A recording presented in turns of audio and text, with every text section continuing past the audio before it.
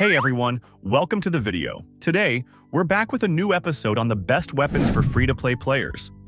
Now, in this video, I won't be talking about any limited-time event weapons. And of course, I won't be mentioning any 5-star weapons either. We'll focus only on 3-star and 4-star weapons that you can get from the gacha system, and those that can be crafted. Let's be honest, if you want weapons, you'll eventually have to roll the gacha anyway.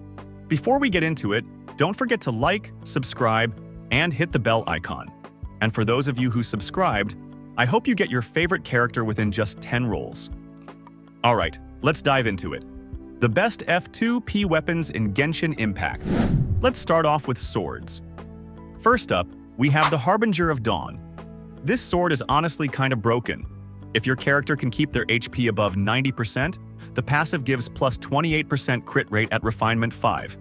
The main stat, it gives a huge 46.9% crit DMG, and while the base attack is only 401, that's totally fine since it's a 3-star weapon. If your character stays full HP most of the time, this sword is insanely strong. Next, another 3-star weapon, Skyrider Sword. It offers 52.1% energy recharge with a base ATK of 354. After using your burst, it boosts your ATK and movement speed by 24%. Not bad, especially early on. But once you get this next one, the Skyrider becomes basically useless.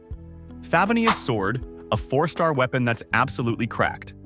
It gives you 454 base ATK, 61.3% energy recharge, and every time you land a crit, it generates energy particles. That gives you 6 energy back, making it one of the best energy recharge swords in the game. Then we have the Sacrificial Sword. When you use your elemental skill, you have an 80% chance to reset its cooldown. This is great for characters who need to spam their skill, like Xingqiu or Kazuha. However, it's also built with energy recharge, so it's better suited for supports, not main DPS. Speaking of Kazuha, he actually works better with a crafted weapon, the Iron Sting. It gives 165 elemental mastery, and the passive boosts elemental DMG by up to 24%. Great for units like Keqing Quicken, Kazuha, Shinobu, and even Nilou. But there's an even better version, Xiphos Moonlight. A 4-star weapon that's technically limited but not a one-time event weapon. It appears in certain weapon banners and does come back in future reruns, so it's not completely out of reach. Now, in terms of base stats, it's very similar to Iron Sting, but its passive is what makes it way stronger. What it does is, it takes the elemental mastery of the wielder and turns it into energy recharge. But not only that, it also gives energy recharge to the entire team based on your EM. Let me give you an example.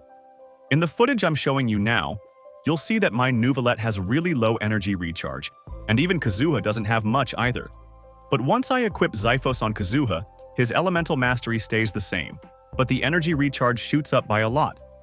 And not just on Kazuha, it boosts Nuvolette's ER as well, even though he's not holding the weapon. Why? Because Xiphos shares the ER buff with the entire party. It's absolutely cracked. And the higher the refinement level, the more ER it gives. So yeah, Xiphos' Moonlight is one of the best support swords in the game, especially for EM-based characters like Kazuha. Next, a free weapon from fishing, Fleuve Cendre Ferryman. It boosts crit rate for elemental skill by 16%, and after using a skill, you get plus 32% energy recharge for 5 seconds. Amazing stats, but honestly best used only by Furina. Some others like Xingqiu or Bennett can also make it work. Another option, Sapwood Blade. Best used on free-to-play Bennett because it gives a huge 565 base ATK and 30.6% energy recharge. Even though the passive doesn't benefit him directly, the raw stats make it worth using. Now let's move on to Claymores. To be honest, most 3-star Claymores aren't worth using, so let's focus on 4 stars.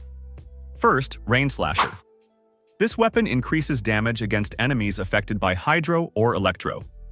Great for Diluc in Hydro comps, or Mavuika in Overload comps, especially if you use Furina instead of Sitlully. Also usable on Beidou.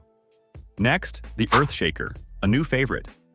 Gives 565 base ATK, 27.6% ATK percent, and boosts elemental skill DMG by 32% when you trigger a pyro-related reaction. It works even when your character is off-field.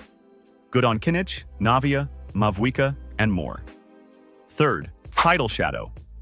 It gives high ATK percent and a passive that boosts ATK by 48% for 8 seconds after the wielder gets healed. Perfect for gaming, or for Mavwika plus Bennett, or Navia in teams with healers. Let's talk polearms now. First up, the 3-star White Tassel gives plus 23.4% crit rate and plus 48% normal attack DMG. Works great on characters like Sinnoh, Arlecchino, Xiao, Rosaria, and more.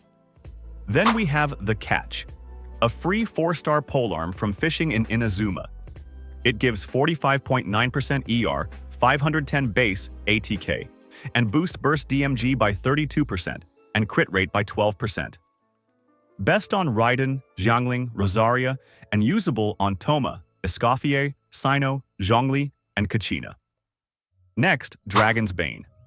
Gives 221 EM and plus 36% DMG versus enemies affected by Pyro or Hydro. Perfect for Hu Tao, Arlecchino, Thoma, Raiden, Hyperbloom, and Xiangling. And of course, Favonius Lance. Great for battery and utility roles, usable on Escoffier, Yansan, Mika, Yao Yao, Shenhei, Rosaria, and many more. At 565 base ATK, it's even good on some DPS. Let's move on to catalysts. Now let's talk about Thrilling Tales of Dragon Slayers, or TTDS. This is, without question, the most broken 3-star weapon in the entire game. It gives 35.2% HP, but that's not why it's good. The real value is in the passive. When you switch characters, the next character that comes in gets a plus 48% ATK buff. That's right. Just from switching, they instantly gain plus 48% ATK. To give you an example, let's say Mona is holding TTDS. You swap her out into Mavwika, and boom, Mavwika instantly gains 48% ATK. Before the buff, Mavwika's ATK might be around 1600. But after switching in with TTDS, his ATK jumps to 2100. That's a massive increase for no cost at all. That's why TTDS is better than a lot of 4-star weapons, and arguably better than some 5 stars, because it's a support weapon that can massively buff your main DPS. Which characters can use it? Pretty much every support catalyst character, Citlali, Xianyun, Kokomi, Sucrose, Mona, Barbara, Lisa, and even Baizhu, Lanyan, Charlotte, and others. It's simple, effective, and completely OP for F2P players. For 4 stars, we have Mappa Mare, gives 110 EM, 565 base ATK, and plus 16% elemental DMG per reaction, stackable 2 times. Best on characters like Nahida, Yaimiko, and many more. Another solid one, Prototype Amber. Heals your whole team and restores energy after burst. Great on Mona, Xianyun, Kokomi, Baizhu, even DPS like Nuvalette or Mualani. Then there's Sacrificial Fragments. Gives 221 EM and resets skill cooldown. Good on Klee, Sucrose, Mona, Citlali, etc. Let's talk about the Widsith. This is a 4-star weapon. That's stronger than a lot of 5 stars. I'm not even exaggerating. Let's start with the stats. It gives 510 base ATK and a ridiculous plus 55.1% crit DMG. Yeah, 55.1%. That's already crazy. And then comes the passive. When the character enters the battlefield, Widsith gives one of 3 random buffs, like drawing a random musical note. The first note gives plus 120% ATK. The second gives plus 96% elemental DMG bonus to all elements. And the third gives you a whopping plus 480 elemental mastery. That's not a typo. 480 EM from a 4-star weapon. Even though it's random, every single buff is powerful, and for a lot of DPS Catalyst users, the Widsith ends up being the best in-slot, even over 5 stars in some cases. Finally, let's talk bows. For 3 stars, Slingshot is your best bet. Gives plus 31.2% crit rate and boosts normal charged ATK by 60% at close range. Good for Fischl, Ganyu, Yellen, Tignari, Lini, Sethos, Auroron, Chaska, and even Aloy. Among 4 stars, Favonius Warbow, Energy Battery Options Sacrificial Bow, resets skill cooldown. The Stringless, 165 EM, boosts skill and burst DMG by 48%. Great on Fischl, Venti, Tartaglia, Sethos, and more. One last craftable bow, Hamayumi, gives plus 32% normal ATK DMG, plus 24% charged ATK DMG, and 55.1% ATK percent. Great for Ganyu, Liney, Chaska, and others who focus on charged or normal attacks. And that's it for today. The best weapons for F2P players in Genshin Impact. Hope you found it helpful. If you enjoyed the video, don't forget to like, subscribe, and share it with your friends. And for those who subscribed, wishing you all the best luck on your next 10 pulls. Thanks so much for watching until the end. See you in the next video.